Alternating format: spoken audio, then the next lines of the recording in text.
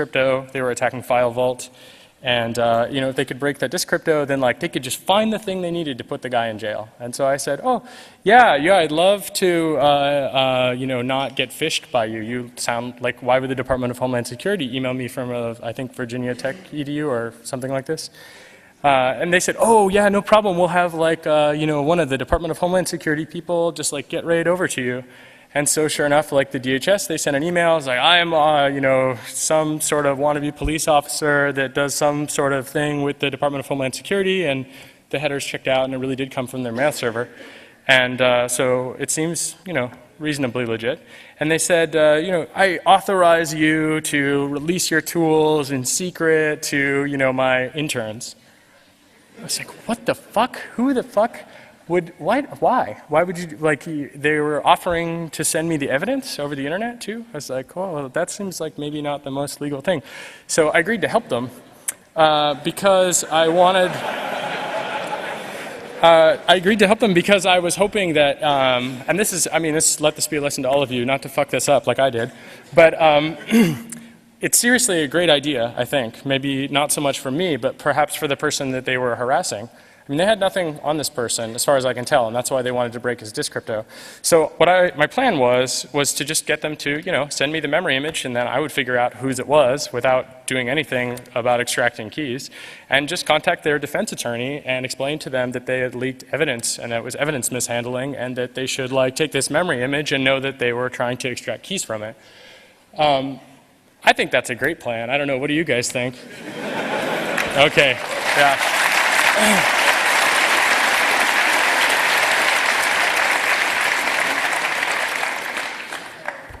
I'm glad we feel the same way about that. I was a little nervous.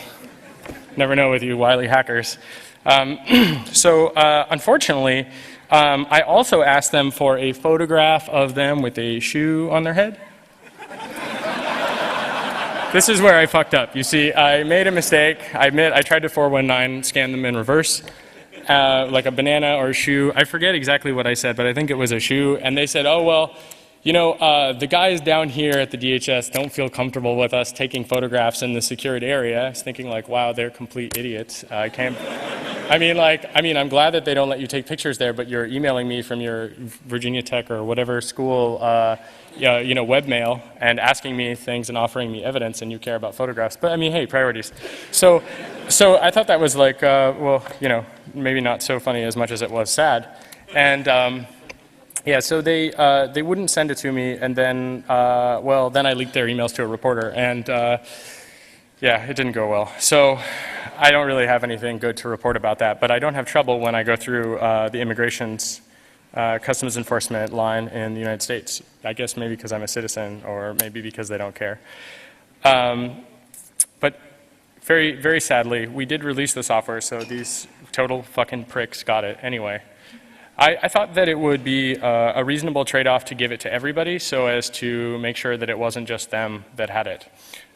Because I was a little bit concerned that if we held on to it for a while that they might try to state secret it or do something like that. Not that it's actually that important, but just because it seems like the condition of the United States is maybe not the best, or at the time politically it wasn't the best, and so what have you. So the source code is available online, and we've since improved the key finder code significantly. But anyway, back to the attack. I have no idea how they captured that memory image, or maybe they didn't even have one and they were just really good at sending email. I don't know. Not so good at writing it, but so much as bouncing it through the DHS. If you can bounce an email through the DHS, you too can get 0-day. So that's their standard operating procedure apparently. So you can use canned air, which is often a chemical called tetrafluoroethane, which is basically just a fancy way of saying, ow, fuck, I burned myself when I turned it upside down.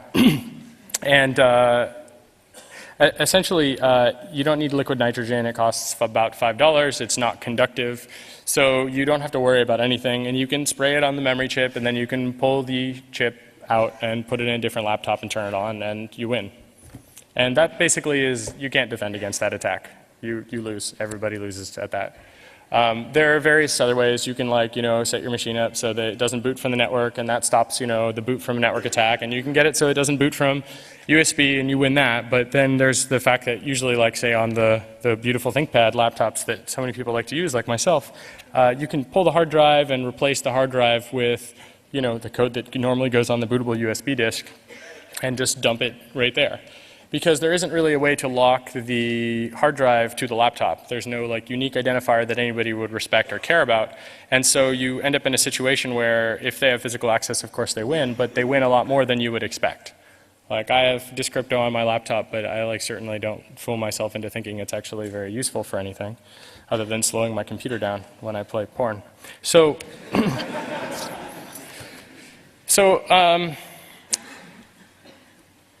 we looked at a bunch of different disk decryption and encryption solutions, and we decided that most of them were pretty good. Some of them were better than others, and we went through and we attacked File Vault from macOS 10, and we found that the login.app bug, which combined with the Disk Crypto bug, was just beautiful. It's like macOS 10 owned, okay, check. So we went through Linux, we looked at dmcrypt, and that's also trivial, so we got that too. Okay, Linux, check. The Loop AES people, are there any Loop AES users in here? All right, all 2 of you, excellent, 3. All right, so the Loop AES people on the internet are totally awesome, love them a lot. They're pretty wacky people. Someone started a thread on a crypto mailing list and said oh, they didn't attack Loop AES, we're totally secure. So we attacked Loop AES and broke it, and it was actually more vulnerable than dmcrypt because it stored twice as much keying information in memory because it did the bit inversion trick that Peter Gutman talked about. So Peter Gutman talked about basically the fact that if you store a piece of data in memory for long enough, you basically have oxidization of memory cells, or whatever the physical phenomenon is. I don't know really off the top of my head. But the basic idea is that you have a preferential state for that memory, and you can suss that preferential state out. So you want to flip bits in memory. So what you do is you store basically some data, and then you XOR that data together. And yeah, so twice as much keying information stored in memory. So you really have much better chances of using this attack against Loop AES. And if they're really up against an attacker who is going to look at the actual chips and try to figure out oxidization, they're totally safe. So that's good, and it's sort of, kind of. I don't know, actually it's just kind of hilarious. It's the more you try, the harder you fail, or something. So we tried Skor Borgatov came up with this idea for just looking at keys in memory. I think it was Skor Borgatov, or someone that's we cited, I don't know. Basically, the idea was to look at every single 8-byte aligned set of bytes, or every single 8-byte aligned set of bits in memory, and try to determine which one could possibly be the key. And this works unless you have any decay at all. And so Nadia set to work on this, and she came up with a tool that could reconstruct AES keys in memory that worked regardless of the implementation. So using this key finder tool, if you're using anything that has AES keys stored in memory, by looking at the key schedule and various other redundant bits of information, basically you get everything, which is hilarious. I attacked a friend of mine's laptop. He wanted to see what was going on in Windows Vista, and we rebooted his machine, and we turned it off, and left it off, and counted, and turned it back on. In a normal session, we found something like 20 AES keys. We didn't even know what they were for. There was no application that we were obviously running, except for at one point we used PuTTY, but it wasn't like we SSH'd into 20 different machines, and so something was wrong there, but it was a little bit strange. So just using that, we didn't even need to know what kind of software we were attacking. We could just find keys, and so this is maybe also useful. And depending on the implementation, you might need to know the initialization vector, or you might need to know it depends on which mode the crypto is used in also. But generally speaking, just finding the key is enough to really get you started, and you can always sift through the memory image later to find other things. And Nadia has since improved her RSA key finding such that given approximately 24 or 30% of random bits of memory in the key, you can basically reconstruct the entire RSA private key. So even if you had I think between 70 and 75% bit errors in your memory. So even if you took the memory chip out and threw it across the room and came back, picked it up, and plugged it back in, without cooling it, potentially, depending on the RAM, you would end up in a situation where you could still recover the RSA private key, which is, whoops.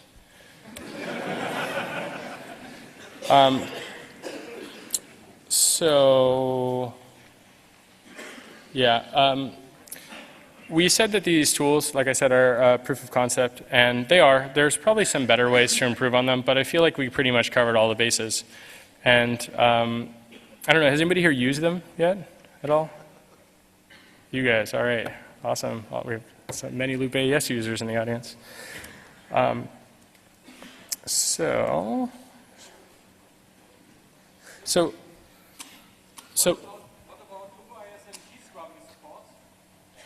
yeah, I mean, what about it? Yes, because normally it should move the data so the traces are smaller and the charge is smaller. Right. No, you missed that part where I told you that doubled the key information in memory, right? Yeah, so the thing is when you're moving it around, it's still there. I mean, it's useful when you turn the machine off in a graceful shutdown. And Loop AES does a good job of it. So does dmcrypt and TrueCrypt, which we also attacked and won against. And BitLocker we also won against as well. And even if you move the key information around, the problem is that the state in which the machine was powered off still has the key in memory. And there's still relations between the key and the software using the key. And so it seems like a good idea in theory, but it's more like if you have access to dev mem and dev kmem on a machine, can you reconstruct the key? The answer is obviously yes. So this is the same thing. So shifting the bits around isn't going to help at all. And yeah, well, so one of the interesting things about this, I mentioned, you want to like shift the memory to another machine, potentially by cooling it and pulling it out. If you were to implement your own custom BIOS, you would be able to, for example, dump the memory with having a very minimal amount of memory being stomped on. Our tools maybe take up like 10 kilobits of memory for the smallest ones while running. So that means we stomp on some very specific bits of memory. But you could, for example, have a machine that had one normal DIMM and then you had a second DIMM, and that was the DIMM you wanted to dump. And since you can cool them to charge them, you can do them one at a time. Then you can boot whatever you want and not have to worry about stomping on the first bit of the memory. You just need to keep track of which DIMM is the DIMM that you put in first and which DIMM is the second and so forth. So it's kind of a little bit like you can't win on that. And with Core Boot, someone, I think his name is Uwe, and maybe Peter, I forget.